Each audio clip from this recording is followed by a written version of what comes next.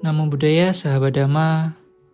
Pernahkah Anda merasa terjebak dalam pengejaran tanpa henti terhadap kekayaan dan kenyamanan hidup, namun tetap merasa hampa? Atau mungkin Anda sudah berusaha menjalani kehidupan spiritual, tetapi masih merasa goyah saat menghadapi tantangan duniawi? Inilah dilema yang sering kita hadapi. Bagaimana kita menyeimbangkan antara kelimpahan materi dan kemakmuran batin?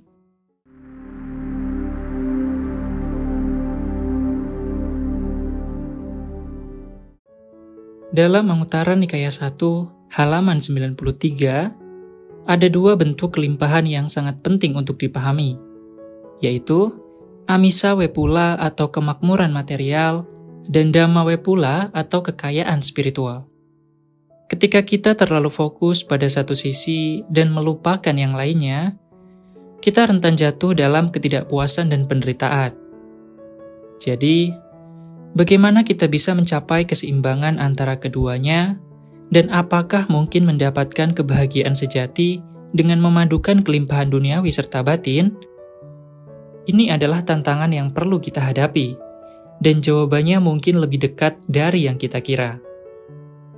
Amisa Wepula merujuk pada kekayaan dan kemakmuran yang bersifat material atau duniawi, sementara Dhamma Wepula adalah kekayaan yang berhubungan dengan batin atau spiritual.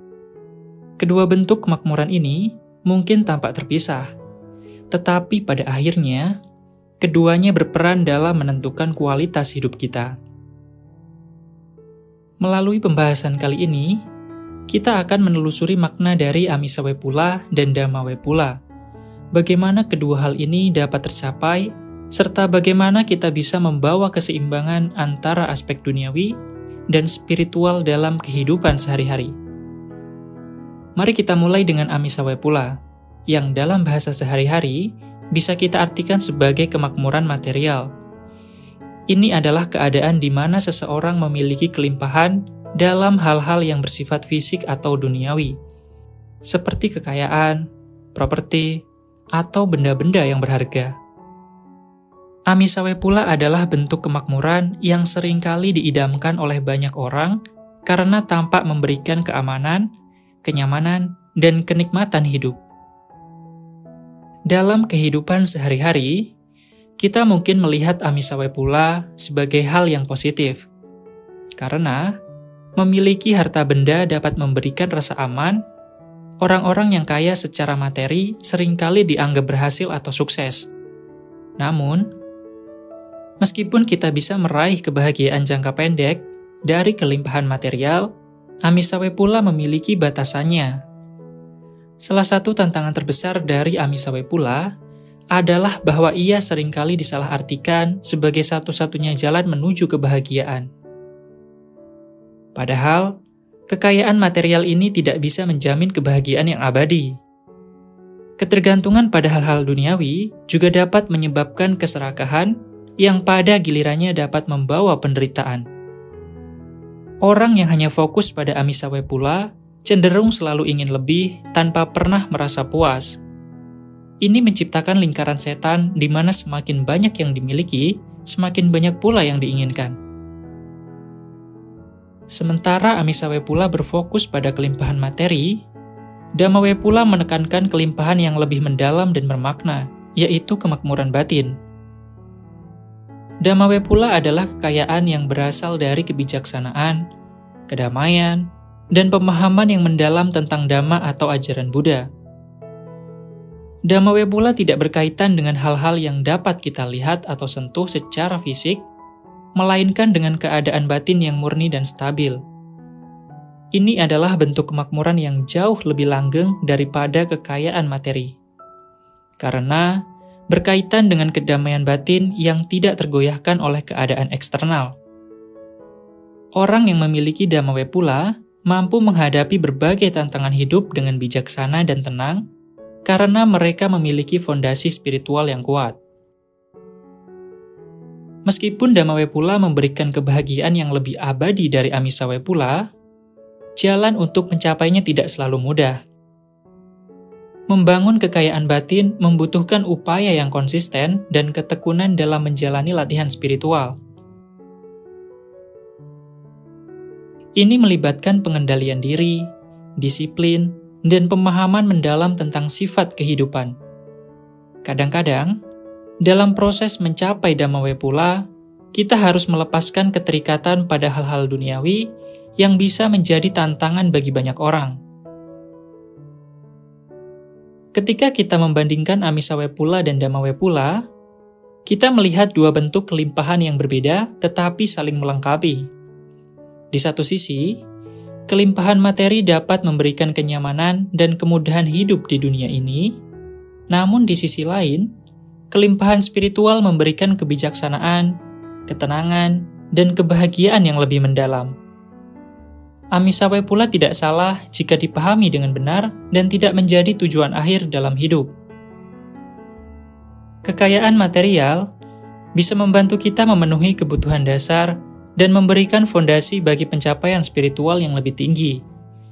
Namun, jika kita terlalu fokus pada Amisa Wepula, kita berisiko kehilangan arah dalam hidup dan terjebak dalam siklus keinginan yang tidak pernah terpenuhi. Di sisi lain, Dhamma Wepula memberikan kita fondasi yang kuat untuk menghadapi kehidupan, bahkan ketika hal-hal material tidak selalu berjalan sesuai harapan. Dengan kebijaksanaan Dhamma, kita dapat meraih kedamaian batin yang stabil, bahkan di tengah ketidakpastian dunia luar. Salah satu tantangan utama dalam hidup adalah menemukan keseimbangan antara Amisa Wepula dan Dhamma Wepula. Terlalu fokus pada hal-hal duniawi dapat membawa kita pada penderitaan, tetapi mengabaikan kebutuhan material juga dapat menyebabkan masalah praktis dalam kehidupan sehari-hari. Cara terbaik untuk mencapai keseimbangan ini adalah dengan memahami bahwa kelimpahan material hanyalah sarana, bukan tujuan akhir. Kita bisa menggunakan Amisa Wepula untuk mendukung perjalanan spiritual kita, tetapi kita harus selalu ingat bahwa Dhamma Wepula adalah sumber kebahagiaan sejati. Orang yang bijaksana akan berusaha membangun kekayaan material secukupnya untuk memenuhi kebutuhan dasar sambil terus fokus pada pengembangan batin. Lalu bagaimana membangun Dhamma Wepula? Untuk mencapai Dhamma Wepula, kita perlu melibatkan diri dalam latihan spiritual yang mendalam. Salah satu cara untuk memulainya adalah dengan menjalankan sila atau disiplin moral, yang menjadi dasar dari kehidupan yang bermanfaat. Setelah memiliki dasar moral yang kuat, kita bisa melanjutkan dengan praktik samadhi atau konsentrasi, yang membantu menenangkan pikiran. Dari sana, kita bisa mencapai panya atau kebijaksanaan yang merupakan puncak dari pengembangan spiritual. Dhamma Wepula tidak terjadi secara instan. Ini adalah proses yang membutuhkan dedikasi dan komitmen, tetapi hasilnya akan membawa kita pada kedamaian batin yang luar biasa. Orang yang memiliki Dhamma Wepula tidak akan mudah terombang-ambing oleh suka duka kehidupan karena mereka memiliki pemahaman yang mendalam tentang sifat alamiah dunia ini. Keseimbangan antara Amisa Wepula dan Dhamma Wepula dapat dicapai melalui kebiasaan harian yang bijaksana. Mulailah hari Anda dengan merenungkan tujuan hidup Anda dan bagaimana Anda bisa menggunakan kekayaan materi untuk mendukung pengembangan spiritual. Luangkan waktu setiap hari untuk meditasi, refleksi diri, dan memperdalam pemahaman Anda tentang Dhamma. Dalam praktik sehari-hari, cobalah untuk tidak terlalu terikat pada hal-hal duniawi. Ketika Anda menghadapi tantangan material, gunakan kebijaksanaan yang telah Anda kembangkan melalui Dhamma untuk menghadapinya dengan tenang dan penuh kesadaran. Pada akhirnya, Amisa Wepula dan Dhamma Wepula adalah dua bentuk kelimpahan yang bisa kita capai dalam hidup. Keduanya berperan penting, tetapi Dhamma Wepula adalah sumber kebahagiaan yang lebih mendalam dan abadi. Tetapi, Dhamma Wepula adalah sumber kebahagiaan yang lebih mendalam dan abadi. Dengan menemukan keseimbangan antara kedua bentuk kelimpahan ini, kita bisa menjalani kehidupan yang lebih bermakna, penuh kedamaian, dan bijaksana.